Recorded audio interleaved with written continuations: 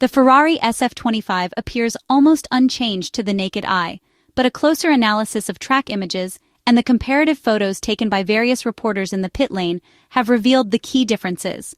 So here is our technical analysis of the updates introduced by Ferrari for the Austrian Grand Prix. The Maranello team has planned a series of corrective actions to address the issues of the SF-25, a car that has shown several technical limitations. One of the most critical areas is the rear, which remains the car's main weakness. This flaw prevents both Charles Leclerc and Lewis Hamilton from running the car at its intended ride heights and using the setups originally designed for Project 677. To recover performance, the Ferrari engineers and technicians have progressively been altering the car's concept, modifying key components. Among these, the floor is a central focus. For Austria, the floor features minor aerodynamic changes aimed at improving vortex management. Compared to the Barcelona specification, there are several differences spread across multiple areas of the floor. There are numerous changes for a more stable floor. The first noticeable update is the small flap at the end of the outermost fence. It now has a straight profile rather than the stepped design seen up to the Montreal Grand Prix weekend. Managing the vortices flowing toward the floor edge wing is crucial here, as even slight adjustments can significantly affect aerodynamic balance. As a result, the floor edge wing is directly influenced. While the number of blowing elements remains unchanged, their positioning and the height of the wing have been revised. The new design is taller by several millimeters and follows a flatter curvature, which should enhance the floor's ability to generate effective vortices at various heights. Important changes have also been made to the blade located just behind this area. Its support bracket has been slightly repositioned to better manage the flex of this component. There are also updates to the diffuser. Ferrari has fine-tuned the area where the underfloor airflow expands the most. The floor wall has been modified, particularly at the junction between the vertical sidewall and the floor roof, where there is now a more pronounced nolder. This tweak is likely aimed at improving the efficiency of airflow extraction from underneath the car. Another notable change can be found just ahead of this area. The bulge located on the floor's elbow is now more pronounced and seems designed to compress the air into the volume, speeding it up again. This helps increase downforce and improves the floor's efficiency across a wider range of speeds. Ferrari therefore arrives at the Red Bull Ring in Austria with fresh aerodynamic updates. The floor of the prancing horse's car has changed for the first time in over 2 months, following the last modifications seen at the Bahrain Grand Prix.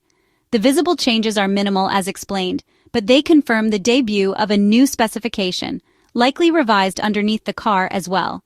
This is one of the final developments for the SF-25, as Maranello's focus is increasingly shifting toward 2026.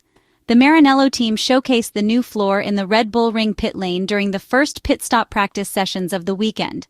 From the outside, the main visible difference is the reshaped vortex generator behind the outermost flow diverter, now lacking the previous notch. Meanwhile, the outer edge of the floor retains the same concept introduced in Bahrain, featuring 3 vortex generators under the central step. While the visible changes are minimal, that doesn't mean the Austrian floor is merely a copy of the previous one. With ground effect Formula One cars, the most significant updates are often hidden from external view, typically involving curvature changes in the flow guides, Venturi channel volumes, or diffuser ramps. This marks Ferrari's 3rd floor of the year, following the launch version and the Bahrain upgrade. Since then, SF-25 development has not brought major aerodynamic upgrades, although Ferrari introduced new brake cooling baskets and a front wing between Imola and Barcelona. At least for now, Ferrari has not followed Mercedes' path, which revised its rear suspension layout between Imola and Montreal. In Austria, the SF-25's rear end remains unchanged from previous races, with no mechanical updates introduced, though this area continues to receive attention, as team principal Frédéric Vasseur confirmed in Imola.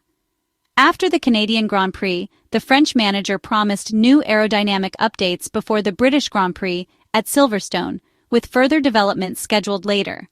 This confirms that SF-25 development is still ongoing, though it is clear that full focus will soon shift to the 2026 Formula One project. With ground effect regulations nearing their end, every day spent in the wind tunnel on the future car is far more valuable than gains made on the current one. Charles Leclerc made it clear that he did not expect any radical changes ahead of the debut of Ferrari's updated floor in FP1 on Friday. The Monegasque driver preferred to keep expectations in check, explaining that the Maranello team was making small steps forward in the right direction. He anticipated some improvements but doubted they would be enough to close the gap to McLaren. At the same time, he remained confident that Ferrari would still take a step forward. However, Charles Leclerc will be driving alongside Lewis Hamilton in the first free practice session. As previously scheduled, it will be Dino Beganovic taking the wheel. Charles Leclerc explained that the team had created a plan at the start of the 2025 Formula One season, reviewing the entire calendar, and he has chosen the two circuits where he would skip FP1.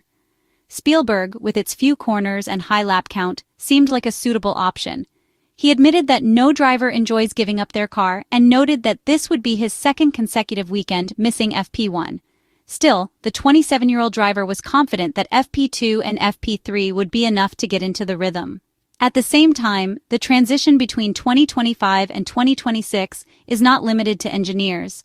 Charles Leclerc has also been splitting his simulator work between the SF-25 and the early model of next year's car. Regarding the 2026 prototype, Charles Leclerc was very clear in his assessment, echoing what many of his peers have said off the record. He remarked with a smile that it wasn't the most enjoyable race car he had ever driven, adding that the project was still in its early stages. The Ferrari driver hoped that the situation would improve significantly over the coming months, but acknowledged that the new regulations set to take effect would make the driving experience less pleasant. At the moment, he admitted he was not a fan of the rules and said that if asked whether he liked them, his honest answer would probably be no. When asked whether the reduced driving enjoyment was due to a lack of aerodynamic load or the intense focus on energy recovery, Charles Leclerc responded that both factors were currently at play, with energy management being the main issue. He described it as a strange feeling and admitted that he could not yet imagine what next season's Grand Prix would look like or how exciting overtaking might be.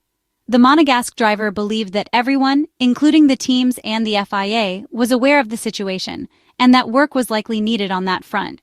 Still, he could not predict how much things would change between now and the start of the next season. As for the direction Ferrari would take for its 2026 project, Charles Leclerc expressed no concern. The possibility that Maranello might tailor certain solutions to accommodate Lewis Hamilton's driving style was not something that worried him. He stated that this was more of an external topic, emphasizing that within the team, they had all the tools needed to adapt the car to both his and Hamilton's preferences. Both drivers aimed to have the fastest possible car, and each would set it up in their own way. Charles Leclerc insisted he was not worried at all, pointing out that in modern Formula One, the goal is to deliver the quickest car, and then adapt it to different styles, a very different scenario from 10 or 15 years ago.